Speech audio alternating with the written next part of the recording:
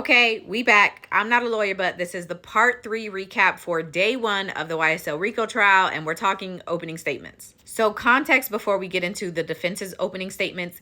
Each of the defendants in this case has an attorney, and those attorneys each will have the opportunity to give their opening statements. So we really just getting started.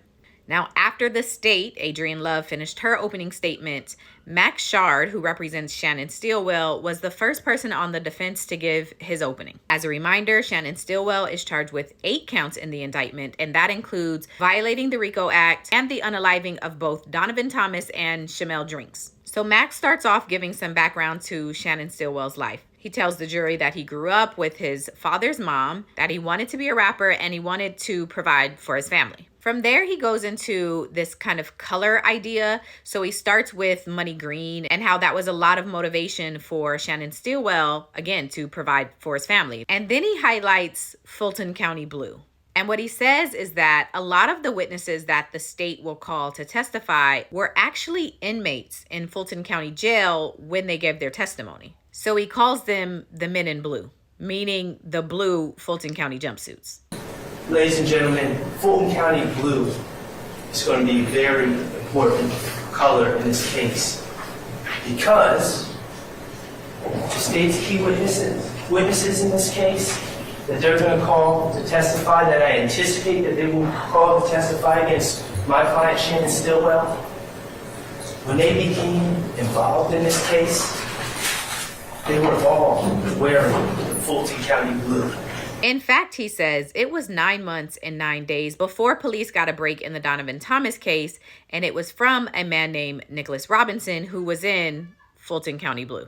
On October 19th, 2015, 9 months and 9 days after the Donovan Thomas shooting, a man named Nicholas Robinson was arrested on the streets of Atlanta and brought to Fulton County Jail for various pending charges. And you will hear evidence that Mr. Robinson decided he needed help. He didn't want to wear the Fulton County blue. Nicholas Robinson said that he was seated at the MARTA bus bench right across McDaniel Street from the barber shops.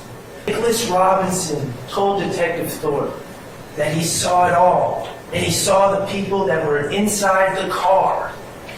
And he gave names. And after Nicholas Robinson picked out all these people, including my client, Detective Gaither had to tell Detective Thorpe a little secret.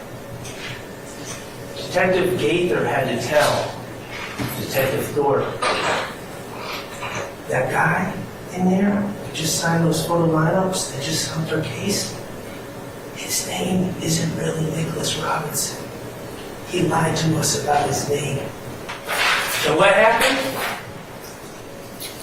Detective Thorpe, on October 19th, 2015, based on the word of Spencer Wright, the man who had just claimed to be Nicholas Robinson, Detective Thorpe took out warrants for Antonio Sledge, Demekion Garlington, Kenneth Copeland, and my client, Shannon Stillwells. The surveillance video that you will see also shows the MARTA park bench. The bus MARTA bench across from the barbershop, no one. It was all fabricated. It was all made up. It was all a lie. Now, in regards to the other unaliving that Shannon is charged with, Max, the attorney, says that there is video surveillance of the person who was unalived and Shannon Stillwells at the gas station at the same time. There didn't seem to be any animosity or issues, and then the two leave the gas station in their separate cars. They turn down the same street, and I'll let this clip pick it up from here. And then you will see Mr. Stillwells exit that parking lot and take a right onto Windsor Street. And then you'll see Mr. Nichols exit the parking lot and take a right onto Windsor Street. These cars drive up and end up at a red light. You will see my client's car, white Audi, run a red light. You will see Mr. Nichols follow my client's car and run a red light. Eventually, cars come in to replace him, and traffic flow continues and continues for several minutes.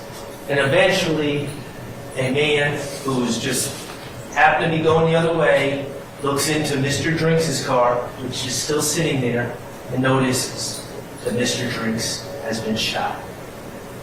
What you will not see on this video is any indication at all that this shooting occurred while my client's car was beside Mr. Drinks. You will not see any muzzle flash, you will not see any commotion, you will not see any fight, you will not see anything at all that suggests that that's when the shooting occurred. Okay, so that's it on day one. I'll be back tomorrow with opening statements from the rest of the attorneys on the defense's side, and we'll get into it then.